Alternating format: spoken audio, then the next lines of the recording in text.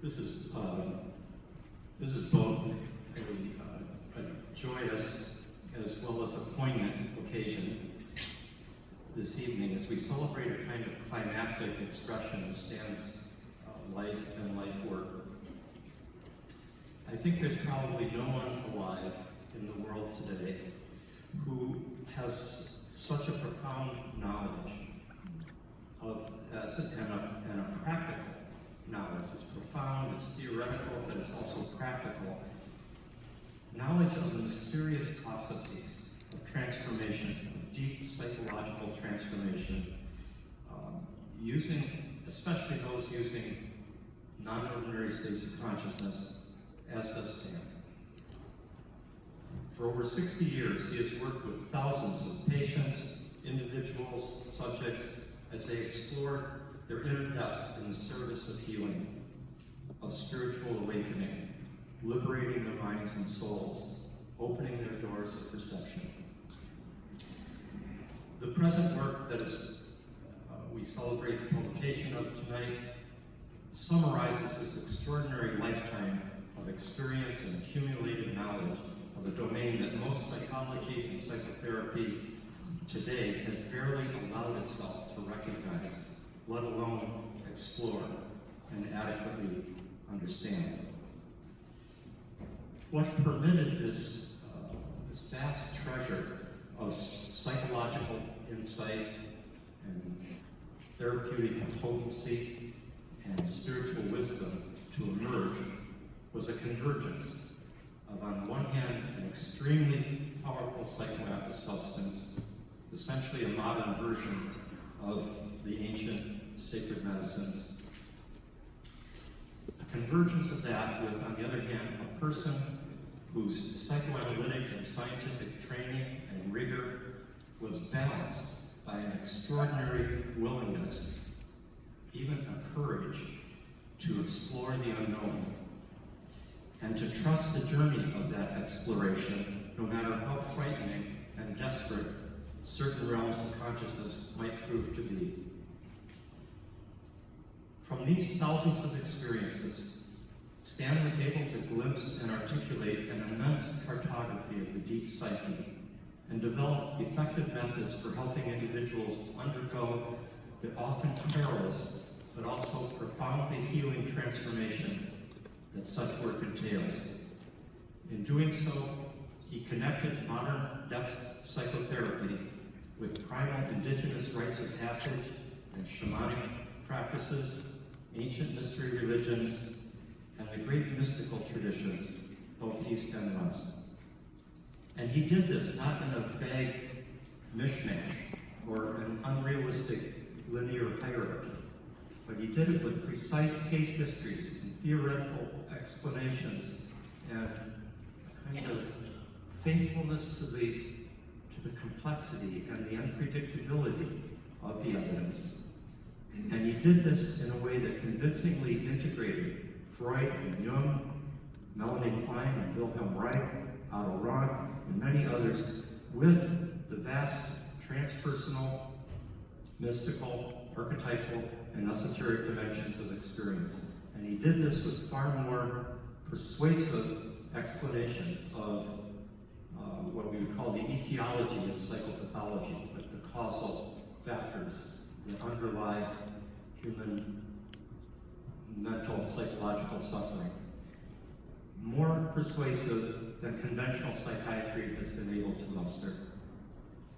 Just yesterday, the New York Times published a special article on the terrible riddle that many researchers of mass shootings have been observing and trying to understand. Why such killers are so often obsessed with misogyny, hatred of women, and violence towards them. This is a quote from the New York Times. The motivations of men who commit mass shootings are often muddled, complex, or unknown.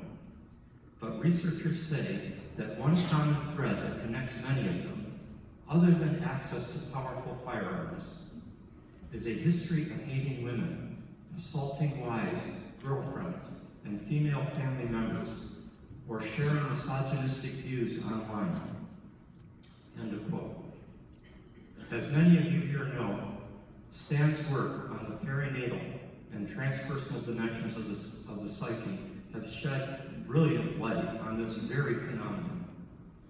And unlike a mere explanation, Stan has also shown in clinical practice how making fully conscious those deeper dimensions by means of non-ordinary states of consciousness and by the release of those repressed traumas and negative coexistence, that this can transform men's and women's perception and attitude towards women and the feminine principle of life into one of the highest sacred reverence and awe. Psychological explanations and practices that remain at the level of a poorly resolved Oedipus complex, or psychiatric drugs that temporarily inhibit symptoms but do nothing to the underlying depths, cannot directly reach either these deeper perinatal and transpersonal material or the numinous dimensions of the psyche where the life-changing healing and transformation of life attitudes can take place. What is true at this level of male-female relations and misogyny, as well as is true as well at the level of humankind's relationship to the earth and the larger earth community, and to the fundamental realities of human mortality and finitude and moral fallibility, the shadow of our frenetic modern consciousness that lives in a state of such phobic denial. Our world profoundly needs what Stan has given us over the years, and this final work could make a great difference in disseminating that knowledge. While Stan has written many professional papers and books that were more aimed at the psychiatric and academic worlds, with this final work, he is reaching out directly to the thousands of readers in the world who are themselves the seekers, the explorers of their own depths, committed to deeper self-knowledge and transformation, to encountering new dimensions of being and the cosmos, to becoming fully co-creative participants in the evolving mysteries of life and death.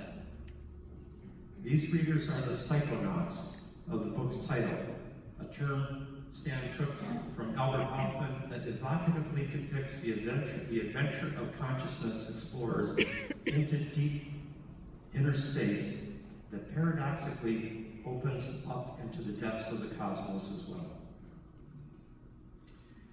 And speaking of the meaning of deep psyche and deep cosmos, Stan asked me here also to include mentioning the importance of the 40 years of research that he and I did together, starting back at Esalen and Big Sur in the 1970s, as we discovered the extraordinary correlations between planetary movements and the archetypal character and timing of psychedelic and holotropic experiences. Before this realization on our part, any form of astrology, this gold standard of superstition in our culture today, was really the last paradigm that we personally imagined could really be relevant to the psychedelic research. But while I was working with Stan in those early years on my doctoral dissertation on LSD therapy at Esalen, we encountered the astonishing consistency of such correlations and the conceptual power of an archetypal understanding that ultimately connected Jungian and transpersonal psychology to the esoteric wisdom tradition of astrology and the Platonic Pythagorean anima mundi, or soul of the world.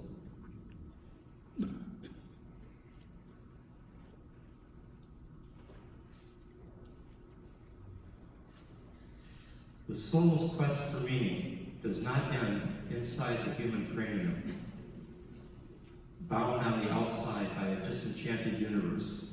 Rather, it extends deep into an encompassing cosmos that is ensouled and intelligent through and through. Stan has called archetypal astrology the Rosetta Stone of the human psyche, and he sees the future of psychology and psychotherapy as being most fruitful if it will become informed above all by a synthesis of work with non-ordinary states of consciousness combined with archetypal astrology. that at Stan's earnest request.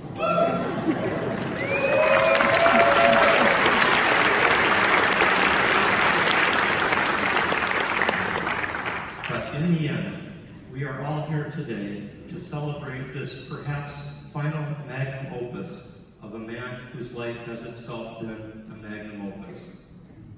And perhaps the most profound gift that Stan has given us all in this room, and given to thousands more around the world, is a trust in the great unfolding mysteries of the deep psyche, the mysteries of life and death, of good and evil, the unfolding states of hopeless darkness and unimaginable spiritual joy, of despair and fear and grace and love and beauty that passes all understanding, all of these deeply intertwined in the mystery of being.